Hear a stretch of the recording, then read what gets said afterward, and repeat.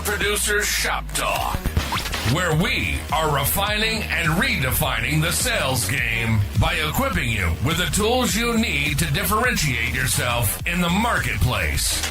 Listening to the podcast is only going to get you so far. Why not take your game to the next level? Check out Power Producer Basecamp on killingcommercial.com today.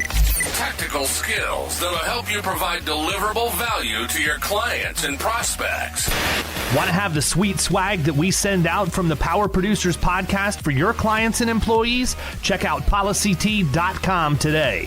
And action items that you can provide to take your prospects and clients to the next level. Want to create an online presence but don't know how to start? Check out crushingcontent.com. It's done for you, so all you have to do is show up.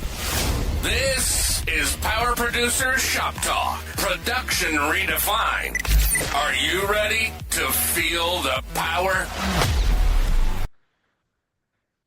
So the bottom line is, it's not like you have to overhaul everything you're doing in your conversation. You just have to look at your cadence and you have to supplement it with the things that are going to be more total cost of risk focused. So if you have to have the call at the 6th, and look, I want to be very, very clear. I'm not discouraging you from calling on X date. I'm just telling you, when you're talking about total cost of risk, you expand your ability to prospect 12 months out of the year on an account as opposed to that 60 to 90 days before renewal. But if you have a groove where you're picking up the phone and dialing, or you're doing your marketing drops or whatever, and you're hitting that 60 to 90, it's absolutely okay for you to make that a transactional appointment setting phone call. In fact, I would encourage you to do that. Now, if somebody were to come out and say, well, look, I'm only going to bring 3 agencies out. What makes you different? That's a little bit different. Now you have to have an answer for that, right? You have to talk about a little bit about what makes you different. But I think you can water that down a little bit too and say, well, one of the things that we've done is, we like to take a total cost of risk approach. Are you familiar with the concept? And again, open-ended question. Let them answer you as to their familiarity. If they say, oh yeah, actually, we did a continuing ed course for CFOs on total cost of risk, and it was intriguing to me, but I've never actually had that conversation. Is that something that you do? Well, yeah, it is. What we like to do is actually learn about the operations of your company. And and again, you have to be careful, because a lot of what you say that makes you different, a lot of the bullshit that they hear from people that they say makes them different, right? So, I could go in and say, well, we like to take a different approach where we focus on your operations and the costs that are really, the losses that are really driving things, as well as the money that's leaking out of your financials every month you may not be aware of, blah, blah, blah, blah, blah. You lost them at that point. I just simply say, we like to look at the costs of your insurance and risk management program in a different way. Most people are going to focus on premium. We're looking at we take a more comprehensive approach. And not only do we identify where there may be some savings available to you in premium, but we want to highlight other dollars that you may or may not be aware of that you're spending every year, because nobody puts a line item in the budget for it.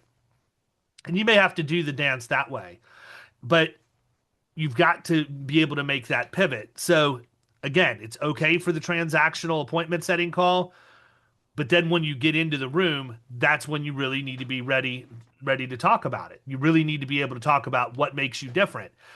I've always been a big believer in I don't have to actually tell you what makes me different. Does that make sense? Like when I get into a meeting with you, I don't have to say, well, one of the things we do is we analyze total cost of risk, and we have a total cost of risk calculator, and we do an experience mod analysis or whatever else. If I go in and I ask, talk to me a little bit about the claims that frustrate you. Talk to me a little bit about the last time that you had a surprise expense that you weren't expecting. How did you recover from that as a company? Or, how do you measure quality, productivity, safety, any of that stuff. And when I go in there and I can tell stories, those stories are going to tell how I'm different, right? One of the ones that I talk about, and you guys may have heard this one, I don't use this one as much as I do some of the other ones, But I just told this story at lunch. We had Kyle and I went and had lunch with our JV partner that we have, the accounting firm, and we just now brought in a wealth management practice into that. So, by the way, guys, stay real tuned to what you like see me doing for Florida Risk. I'm not as flamboyant about what happens at the agency. Most of what you see is killing commercial power producers, whatever else. Pay real close attention when you see me putting stuff up for Florida Risk this year, because I'm making big time moves in the agency, and you're going to see me pull back from some of that other stuff that I've posted about more frequently. But we went and we brought a wealth management person in. We have a cybersecurity person in. We have a general business coach in, and we just, basically voted on, for lack of a better term, to bring this wealth management guy in. But I rebranded our value proposition as Margin Shield. Like, I did it a month and a half ago. It was the topic of my weekly newsletter. And the whole idea is we're going to protect what you produce. What's the point of having a business and making a lot of money if you just throw it away because you don't know how to run the business? That's obviously not the tagline, but that's why we want to have an accounting person. That's why we want to have somebody there from cybersecurity. That's why I want a wealth manager in there. The number of my contractor clients that have a ton of disposable income that just gets thrown away on a lifted truck with neon lights on the bottom and everything else, as opposed to actually building generational wealth, is insane. But the reality is, most people aren't going to trust somebody to come in and talk to them about that. That's the excuse we get anyhow. So if I have their trust and I can have somebody in my back pocket that I can bring in and introduce them to, that they're by extension going to at least extend some trust to, then I'm doing my client a favor to help them protect the portion of that business margin that they're bringing home in terms of owner distributions. That's a big deal. Nobody really probably ever talks to their clients about that. But the whole idea is, I want an assault team that when we go in and bring in a new account, we can hit it from every freaking angle with people who are very, very experienced in what they do and good at what they do. And so I told this story at lunch, and I think this is another way that just by giving you this example brings total cost of risk home. This is a real meeting that I was in, probably embarrassed the two of my producers that were with me in the meeting, but you got to have a little bit of an edge to you when you're calling in the middle market too. You can't always just lay down when people push back. And so I had gotten into this account. I wasn't in the account. One of my producers was in the account. I was invited along to help in the meeting. And we were there because I honestly don't remember. The experience mod was either like, it was above a 1.5. It was like a 1.5, 1.6. It may even have been higher than that. And so we got the loss runs up front. We did the mod analysis, and it was a service contractor. The guy who owned it was an engineer. I don't know how many engineers you guys have ever pitched to, but it's a real barrel of monkeys. I got to tell you, they're the best. I can't, like, if I find out somebody's an engineer, I might call in sick that day, if I'm being honest with you. They're the worst in the world to deal with. Always price, always dry. So now, strike one, I didn't know that. But we went in, and I presented everything to him, and I showed him, where his mod is, where his mod could be, the controllable mod, how much he's leaving on the table. And it was over $100,000. It was $100,000 a year, at least, that he was overpaying for his workers' comp. And that's just in the experience mod. This was not a total cost of risk analysis at this point. The conversation shifted into that. And so we're in there for like an hour and a half. Guy's engaged the entire time. And I have a habit of, as I start going, I'm like a revival preacher. If I feel like I'm getting a little bit of momentum, I'm going to get more and more worked up and bring more energy. And like, I'm thinking in my mind, I'm dominating this. Like, there's no way we're walking out of here without the AOR in this meeting. And we get to the end, and the guy looks at me and he goes, "That was a great presentation. Give me 5 reasons why I should hire you and abandon my existing relationship." And I'm sitting here thinking to myself, dude, I just spent an hour and a half breaking this thing down in a way I know for a fact you've never seen before. And you're going to ask me to give you 5 reasons? And I looked at him and laughed. He goes, "No," he goes, "Seriously, I want 5 reasons." I said, "I'm not going to give you 5 reasons why you need to hire me." And like you literally, like this was a big account. This was a few $100,000 in premium. Anybody on this call, including me, is all over this thing. I see the blood leave my producer's face. Like he immediately went sheet white because he knows that I'm not going to back down from this guy, and he's afraid he's going to lose the opportunity. And I said, I'm not going to give you 5 reasons why you should hire me. Why you should come to me over who's representing you now. He goes, well, I need 5 reasons to be able to make my decision. I said, sir, with all due respect, I've spent the last hour or hour and a half giving you 100,000 reasons why you need to hire me and get rid of your existing reputation. I said, but if that's not good enough, if you really want me to connect the dots for you, I'm going to give you one reason why.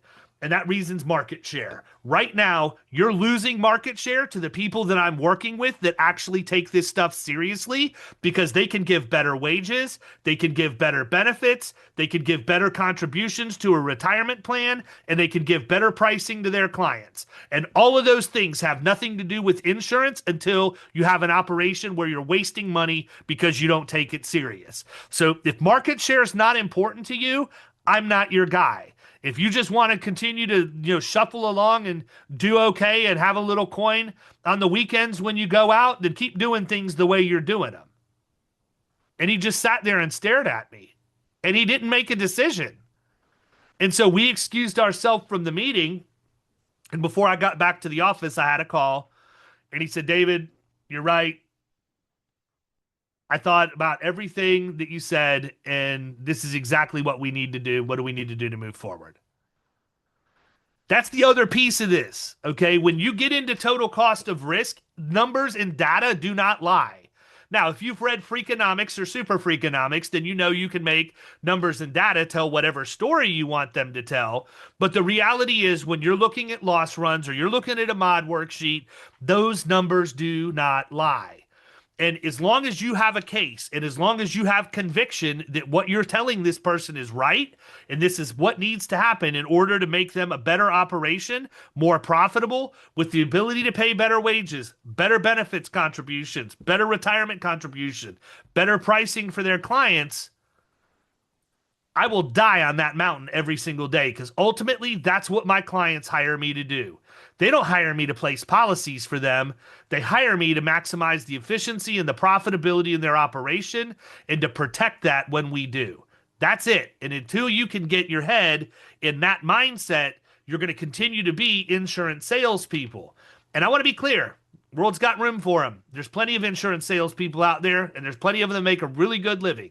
I'm just telling you, if you want the path of least resistance, my average client, and I want to be clear because it's going to sound like I'm beating my chest. I promise you I'm not.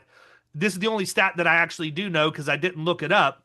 But what I can tell you is using this sales approach, my average client has been with me well over a decade, and I have many that have been with me almost 2 decades and some that have been with me for 2 decades. If you get in and you have these processes and procedures in place, you're asking the right questions, you're looking at the operational aspect of their business, and you're doing that on a consistent basis and checking in with them, you're never going to have to worry about competition. It's just not going to happen. People will not be able to get in. Even if they say, I've got a cheaper insurance solution, your client's going to remember where they were before and what you've done for them, and ultimately, most of the time, they don't even take the calls. But if they do, even if somebody presents, it's going to be so starkly different between selling insurance and total cost of risk that you'll retain the account. And I proved that as recently as this year's 1/1 renewal cycle. We were under attack. I had 3 key accounts of mine. One of them had been with me for 20 years. I'll share that story on a different day and probably need a couple beers in me to do it. But the reality is we retained all 3 of them, but the reason we did came directly from the CFO of the last one that I saved on December 23rd. He said, David, he goes, there was a $60,000 difference between what they were going to be able to do for us on the insurance premium and where our renewal came back in. And management really wanted me to look at making the change. And he said, and then I reminded them that you were the one who saved us 1.3 million on a cyber claim that would have been uncovered if you wouldn't have stood your ground and had us get cyber coverage. And you're the one that got the employment practices in place and let us pick the right panel counsel that was able to get that religious discrimination case dismissed. And those aren't dollars that show up on insurance quotes. Those are what happen when people are really in the trenches with you. And so to me, that's one of the greatest feathers I could have had in my hat, but it's where you guys need to be thinking. You need to be, it's too cliche and I hate to use it, but we need to be the trusted advisor. We need to be the first person they think of. You know, how many times do we find out that our client calls us to say, hey, we just got a new building? What? You got a new building and you need to add it to the policy? Why didn't you ask me to come out and walk it when you were looking at buying it? Why didn't we inspect it? Why didn't we involve the carrier to make sure that it was insurable, number one, and number two, that it wasn't going to need to be modified in any way? And over the years, I've gotten to the point where I'm getting the call before it happens. But how many times and all of us have lived the same thing. I just bought this and needed insured, or I got this. Is there any way? My favorite is there any way we can insure this? But I've already bought it. Or, hey, what would happen if I used my dump truck in the Christmas parade yesterday? Well, I don't know what happened yesterday that has you calling me today, asking me what would have happened if you had your dump truck in the parade. Like, everything is reactive. And the total cost of risk conversation isn't you selling something to somebody. It's you truly taking an interest in their business. And when you do that, for most of the people you talk to, that's their favorite thing to talk about anyhow. So you're going to have more opportunity to get deeper and learn more about it. So that's pretty much all I had for total cost of risk. I think, that's a good overview. I will tell you that it will probably take me the first and second call next month too. But if everybody wants me to do it, I know I've done it a bunch of times, like in one-off webinars or whatever. But if you want me to walk through how we lead with workers' comp from the very beginning all the way through closing the deal, it'll probably take me 2 1-hour calls to do that. But I will go that deep. And I can promise you, if you can't do it after that, then you probably need to figure out a different way to do it, because you will know everything you need to know about the entire process at that point. So I will, I think that's probably the direction I'm going to go. I'm entirely capable of forgetting that between now and then, but I'm going to do my best to remember. And that's the reality is, even if I had forgotten about it, if we jumped on here and Dallas said, wait a minute, David, you're not supposed to be talking about this. You were going to go deep on selling with the experience mod. I would literally start right there off the cuff, and I could still go for 2 hours because it's so ingrained in my head. So anyhow, I hope everybody had a good holiday season, a happy new year.